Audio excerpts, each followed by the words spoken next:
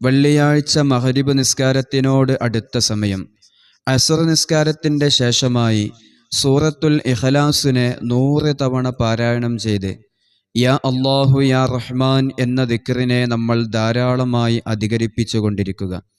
എല്ലാ പ്രയാസങ്ങളിൽ നിന്ന് സലാമത്ത് ലഭിക്കാനും നമ്മുടെ ഖൽബിൻ്റെ അകത്തളങ്ങളിൽ നടക്കാതിരിക്കുന്ന ഏത് ആഗ്രഹങ്ങളുണ്ടോ എല്ലാ ആഗ്രഹങ്ങൾ സഫലീകരിച്ചു കിട്ടാൻ വേണ്ടിയും ഇൻഷാ അല്ലാഹ് ഈ ദിക്റിനെ നമ്മൾ പതിവാക്കുക.